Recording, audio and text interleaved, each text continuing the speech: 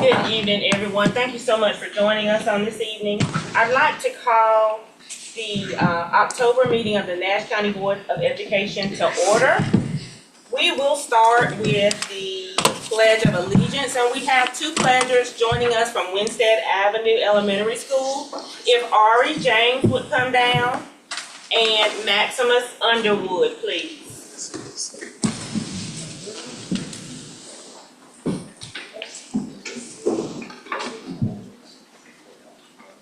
Allegiance to the flag of the United States of America and to the republic for which it stands, one nation, under God, indivisible, with liberty and justice for all. All right.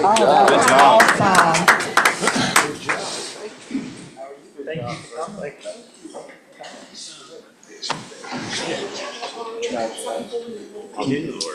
We got something out a little while ago. Going to that. Okay.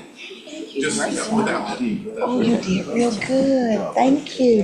Thank you. Good You job. did awesome. You're nice I and could hear loud. you well, yes. Very good. Good job. Way to take a lead. Oh, be careful. Good job. Let's give them a hand.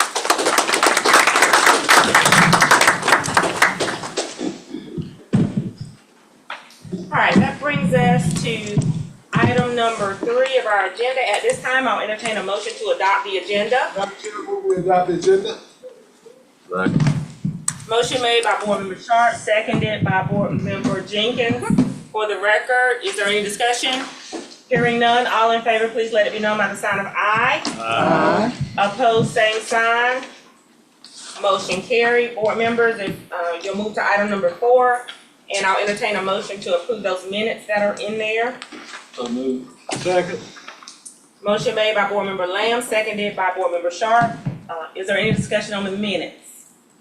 Hearing none, all in favor, please let it be known by the sign of aye. Aye. Opposed, same sign.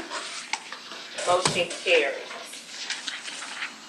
That brings us to item number 5, our recognition portion of our board meeting.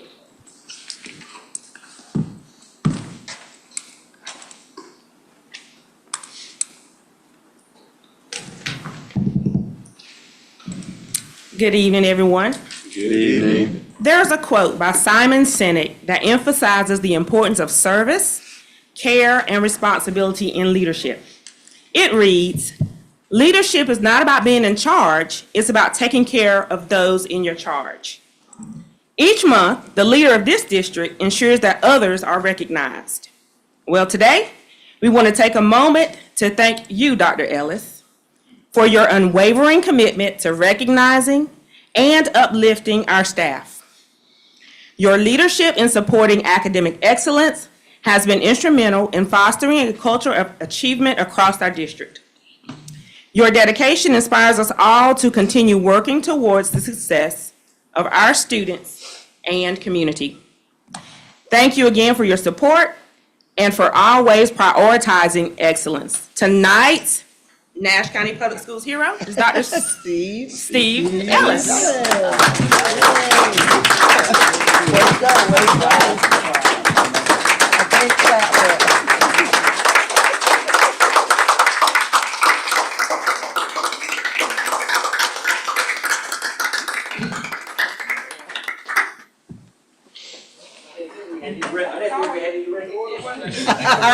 surprise, surprise, surprise. Do I need to move that back? Do I need to move that?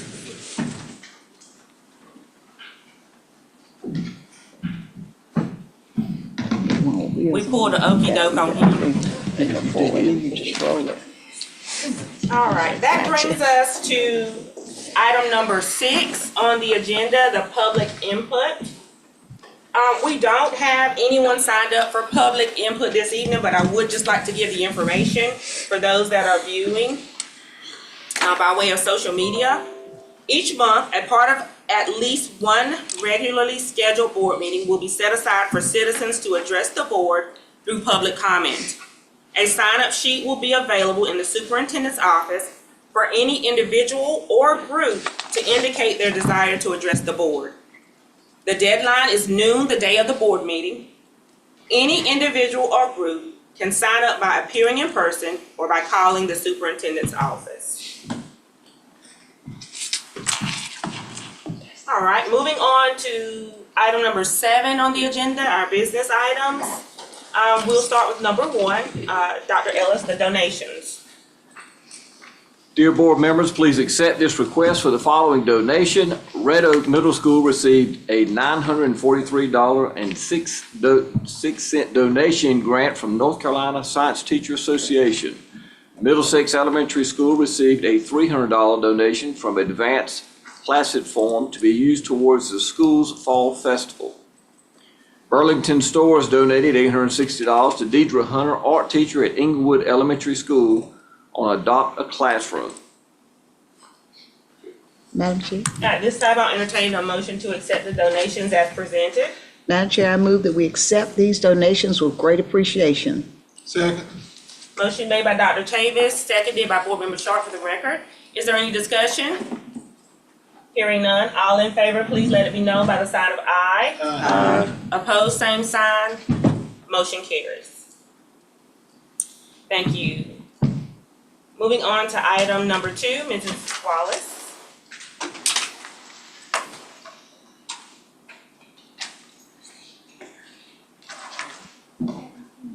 Good evening, Chair Dr. Washington, Vice Chair Mr. Lamb, and President and virtual board members. On behalf of Dr. Ellis, the personnel action report has been reviewed and discussed. We do request your approval at this time. Is there a motion to approve the personnel report? I move that we approve the personnel report as discussed previously. Second. Motion made by Board Member E. Bullock for the record, seconded by Dr. Chavis. Is there any discussion? Hearing none, all in favor, please let it be known by the sign of aye. Aye. Opposed, same sign. Motion carries. Thank you, Mrs. Wallace. All right, that brings us to item number 4 under our business items, the need-based grant. Dr. Ellis. So at this time, I wanted, we received a grant last year to build a new middle school, and tonight we have 2 important people here, I believe, to discuss that grant. And on top of that, we want to really thank them while they're here tonight, just to explain how we received the grant, what's it about, and kind of detail some plans about it. So at this time, Mr. Robbie Davis, Chairman, Nash County Nash County Commissioner. And we have Lisa Stone Barnes, Senator, out there. Thank you, Dr. Ellis. Good evening, board members. Good evening. Good evening, sir. I'm glad he explained why I'm here. I really didn't know for sure. I knew it had something to do with this, but I'll be very quick, and then I will turn it over to our senator, who was actually the large bucket of water carrier on this item. But needs-based grant funded by the North Carolina Lottery. We have been very successful in Nash County. As you recall, back in 2018, we received a grant to build the Red Oak new elementary school. During that time, the superintendent of public instruction was Mark Johnson. Our senator at that time, who carried that water bucket for us then, is one of y'all's own, which was Senator Rick Horner. And your superintendent at that time was Shelton Jackson. The grants at that time were a lot different than the one we just got, quite frankly. You had a maximum of what you could get of $10 million. It was a 50-50 match, which meant the taxpayers of Nash County had to put up a match equal to the grant, which was $10 million.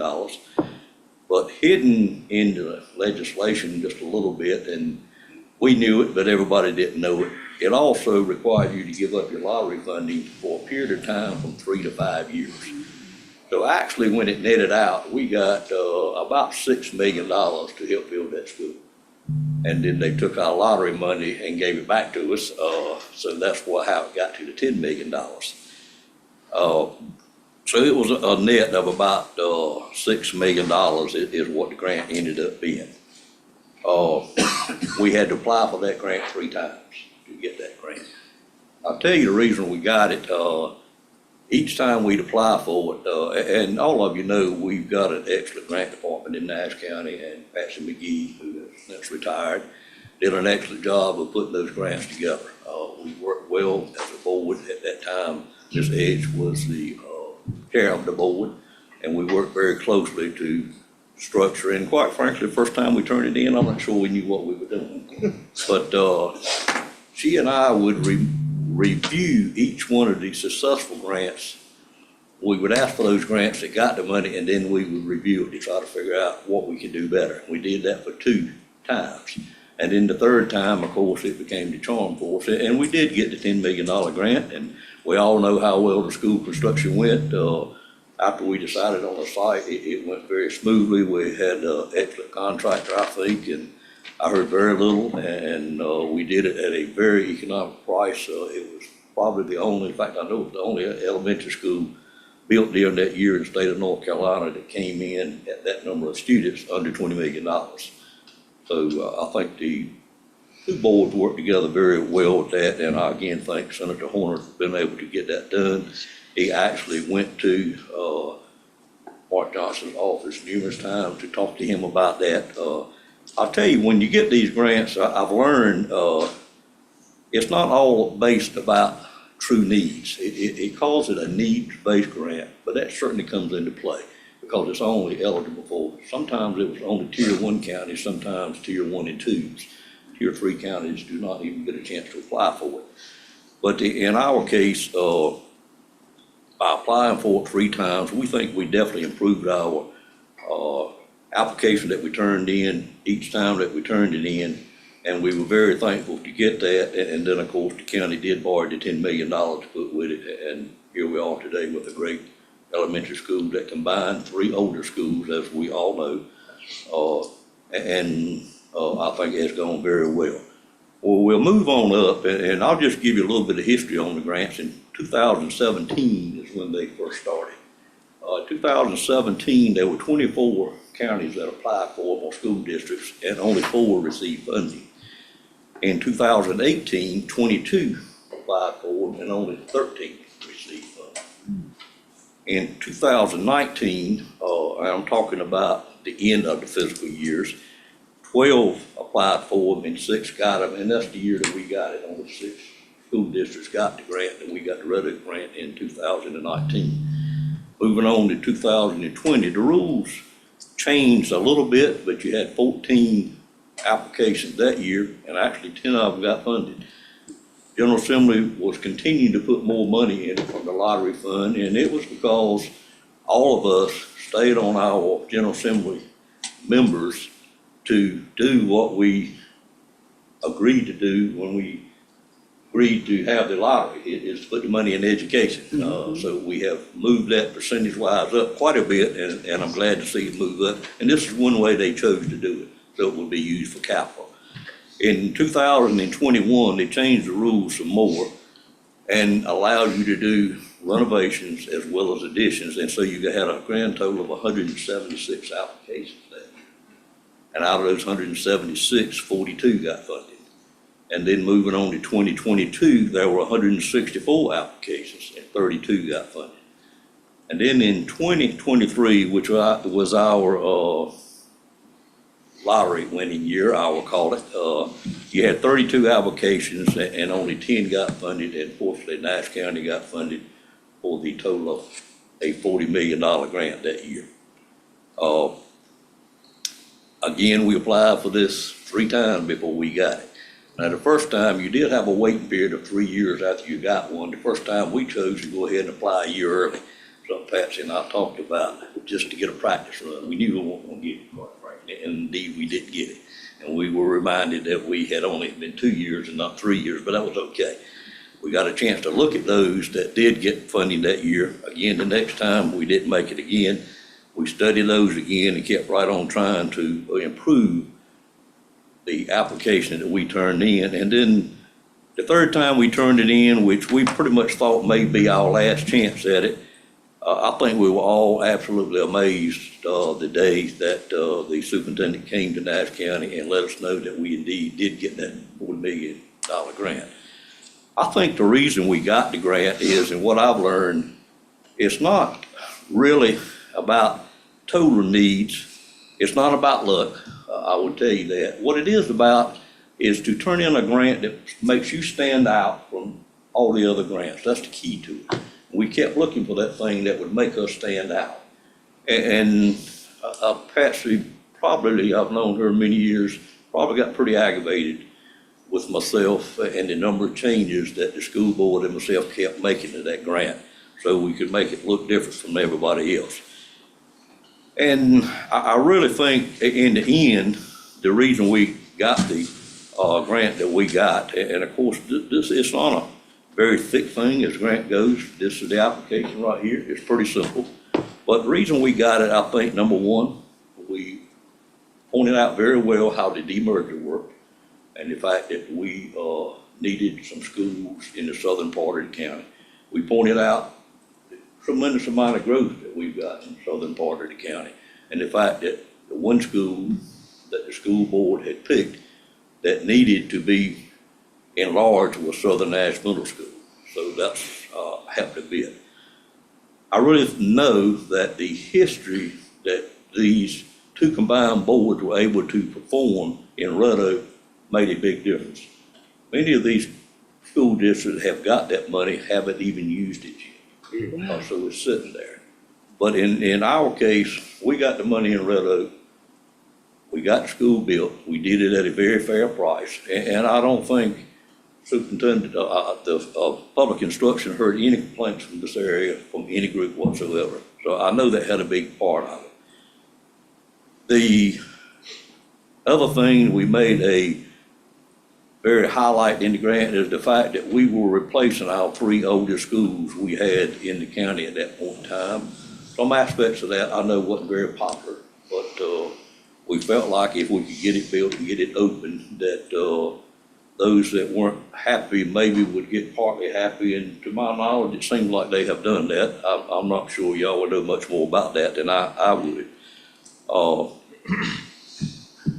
That particular grant in the beginning was a 50-50 match. When we got the grant for Southern Ash Middle, you were only required to match it by 5%. That's how much it changed. Match 5% of what grant the application was for.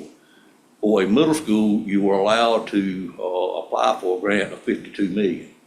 We chose to apply for $40 million because we felt like we could build that school for $40 million. And quite frankly, with y'all's help, we got to build that school for $44 million, short and long of it. So, but we're gonna make that work. The county also chose, and this is where my manager got a little bit upset with us, but we begged the manager to allow us to double the match and not use 5%, but use 10%. So we put $4 million match up rather than $2 million, and that was done mainly to make us look different. I mean, and honestly, the superintendent mentioned that when she came to award us that grant. And the last thing, again, I will make a point of, she asked several times that day, and Senator Barnes will attest to this, is,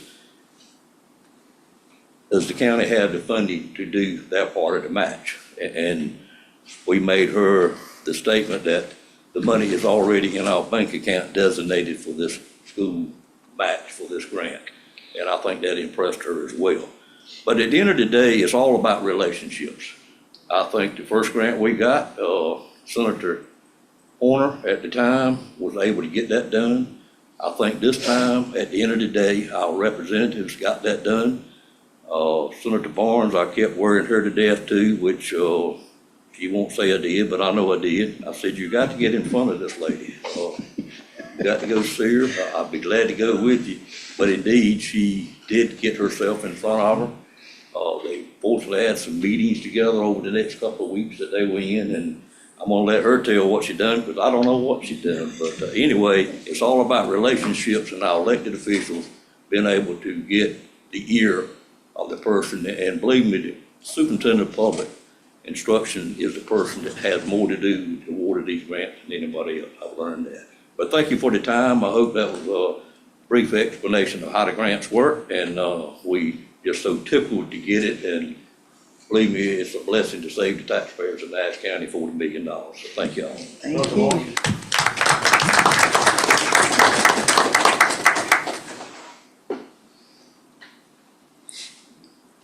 Good evening. Good evening. Thank you all for having me here tonight. A few of us were here together, we're not here, but in February we were together when Superintendent Truitt brought the big check and announced that Nash County had indeed been awarded the $40 million grant. So it's a pleasure to be here before all of you, the entire board tonight.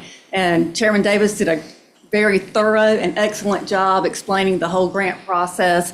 So he's done a lot of my job for me tonight. So I'll just be brief and just explain that just my role, a small role that I had in the whole grant process. And really, I think it's kind of a twofold role that I had. First of all, it was just very practical role in making sure that the grant the application was received, everything was in place, Nash County met the requirements, and nothing was was omitted or left out.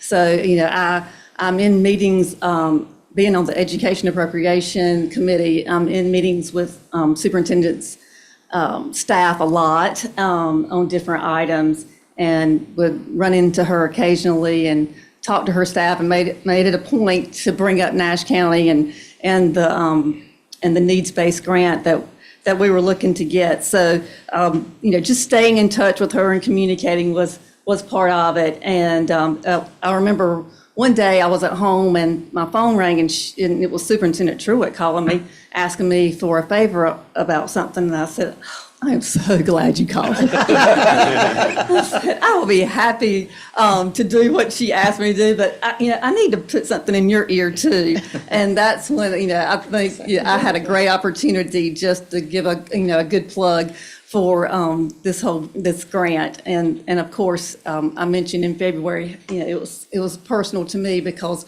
I went to school there. My husband went to school at Southern Nash, and my 3 children. So. I really had a personal interest in getting this grant. And then in a much broader sense, kind of not that it would even affect the money this time, but just to make sure that the legislature would maintain the funding from the lottery funds that were there, because I know from my time as a county commissioner, that funding had fluctuated somewhat from, I recall like maybe a 17% at one time, and I think last year was up to 48% funding from the lottery funds. So we want to keep it there, hopefully go up, but definitely help, especially our tier 1 counties in that school construction need. So I think it's just a great example of teamwork, working together with you guys, the county commissioners. They put in a great application, and then the extra match, like Commissioner Davis said, was definitely, made that application stand out when they were reviewing it. So I look forward to working together again. It's teamwork, and I can't wait to see the final project. Thank you.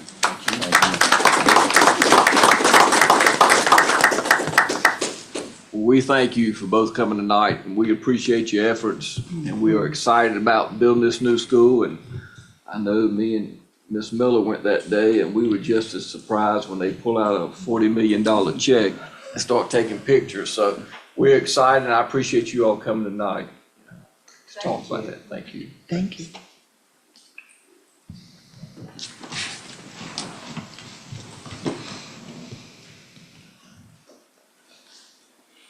All right, that brings us to item number 8, our Administrative Services and Operations Committee report. Chair Dunton. Yeah, thank you, Dr. Washington. The Administrative Services and Operations Committee met last Monday, September 30th, and we only had one item for action that was on the agenda. It's the renewal of the Boys and Girls Club contract with the district, and the committee recommends it to the board for approval. Second. All right. It has a motion made by Board Member Dunton, seconded by Board Member Sharp. Is there any discussion? Hearing none, all in favor, please let it be known by the sign of aye. Aye. Opposed, same sign. Motion carries. That is all. Thank you. Thank you, Mr. Denton. We move to item number 9, the policy committee, Ms. Evil. Thank you, Madam Chair. Policy number 4400, I bring to you tonight from the committee. Policy 44, according to the state requirement, students need to be present, be in attendance at least 50% of the instructional day in order to be counted present. According to the policy that we had before, I bring this one to you tonight, that time period was 2/3. Students needed to be in attendance 2/3 of the day in order to be counted present. So in order to bring us in compliance with the state requirement, I recommend that we approve policy 4400 and waive the 30-day wait. Is there a second? All right. Motion made by Board Member E. Bullock, seconded by Board Member Gray. For the record, is there any discussion? Hearing none, all in favor, please let it be known by the sign of aye. Aye. Opposed, same sign. Motion carried. Thank you. The second policy that we have is policy 2130. That policy should not be on our agenda tonight for approval. We tabled that policy at our meeting for further input from our attorneys and our staff. So rather than it be an action item tonight, it's actually informative for us to talk about at our next policy meeting. So if we could correct the record to show that this was informative, not approval. All right. Thank you, Ms. Bullock. That brings us to item number 10, Student Support Services and Operations Committee. Mrs. Thomas Bullock. Yes, the Student Support Services and Operations Committee met last week, and we had one action item, the SRO contracts. So at this time, I move that we accept the SRO contracts as presented by Dr. Farrow. Second. All right, motion made by Board Member Thomas Bullock, seconded by Board Member Sharp. Is there any discussion? Hearing none, all in favor, please let it be known by the sign of aye. Aye. Opposed, same sign. Motion carried. Thank you. Thank you, Mrs. Thomas Bullock. All right, transportation updates, Dr. Farrell.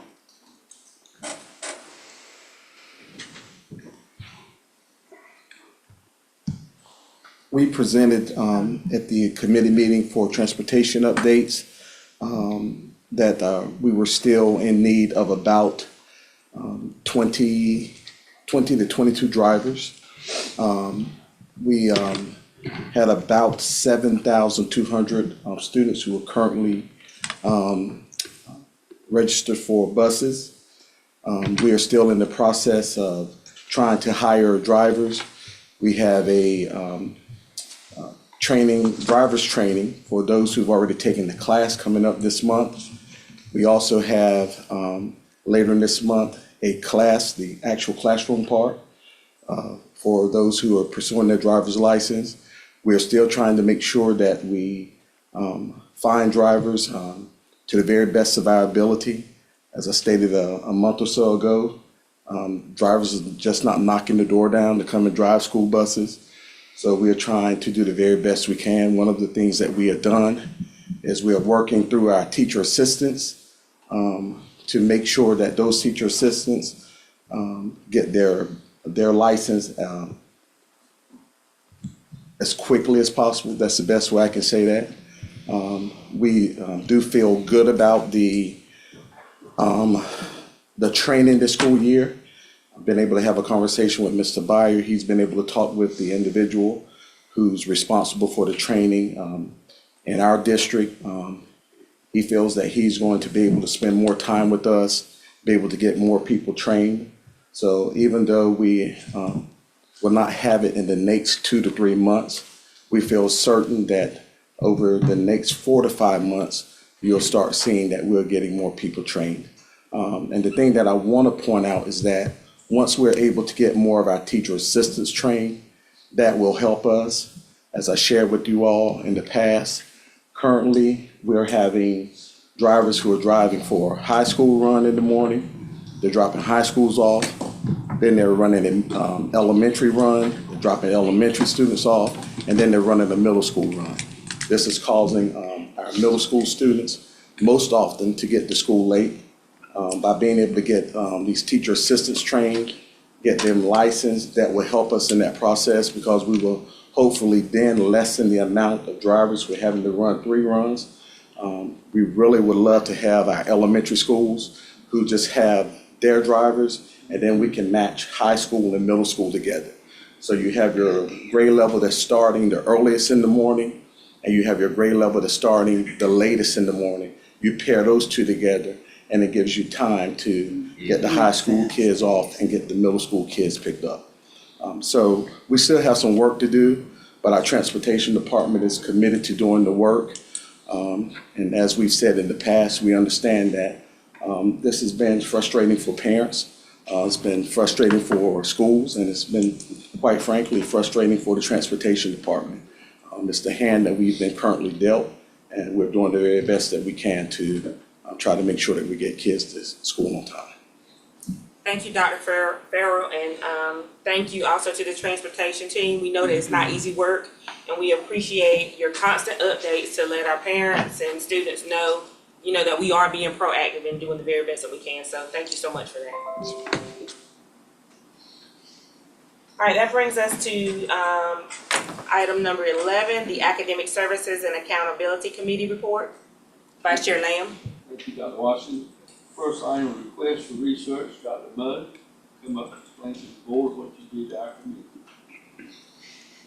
Good evening, everyone. Good evening. We had one request for research from NC State University in partnership with Department of Public Instruction for our teachers to participate in a study about the advanced teaching roles. That's our Opportunity Culture program.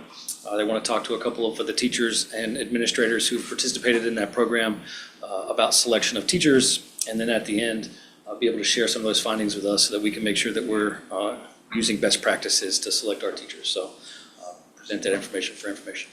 Dr. Mudd. CTE Nursing Assistant Memorandum of Understanding, Dr. Thompson presented that to us. At this time, I will make a motion to accept the CTE Nursing Assistant Memorandum of Understanding. Second. Motion made by Vice Chair Lamb, seconded by Bill Sharp. Is there any discussion? Hearing none, all in favor, please let it be known by the sign of aye. Aye. Opposed, same sign. Motion carried. Thank you. Also for field trips, Mr. White presented us the list of field trips, and I will make a motion to accept the field trip recommendation. Second. Motion made by Vice Chair Lamb, seconded by Board Member E. Bullock for the record. Is there any discussion on the field trips? Hearing none, all in favor, please let it be known by the sign of aye. Aye. Opposed, same sign. Motion carries. And that brings us to agenda item number 12, the superintendent's report. Dr. Ellis. It is October, and we are celebrating National Principals Month. And I want to personally thank all the principals in these buildings that lead, and they've dedicated their life to this service and to these students every day. And I know probably last Tuesday, I believe it was Mr. Davis asked me at the County Commissioner joint meeting about how we had all this success. And it starts in those buildings with those principals. And I appreciate everything they do. So hug a principal this month, send them a nice letter, put something nice on Facebook, please. And at least for this month, can they get kudos and just tell them how special they are, because it is a tough job. And I just want to thank them for everything they've done. So thank you, principals. Some dates, October 24th is an early release day. October 25th is mandatory teachers' work day. Thank you, Dr. Ellis. And that brings us to item number 13, the chair's report. As we welcome the crisp air and vibrant colors of the fall season, I want to take a moment to express my heartfelt thanks to each of you. Our school district thrives because of your unwavering commitment and dedication. Whether you are in the classroom, behind the scenes, or in administration, your work makes a difference every day in the lives of our students. Fall reminds us of growth and change, a season that mirrors the transformative power of education. Let's continue to inspire, uplift, and support one another as we move forward in our mission. Thank you for your tireless efforts and passion. Together, we are shaping the future. Upcoming meetings, our committee meetings will be October 28th, followed by our board work session and board meeting on November the 4th. If there's no further business to come before this board on this evening, I will adjourn at this time. Thank you so much for joining us.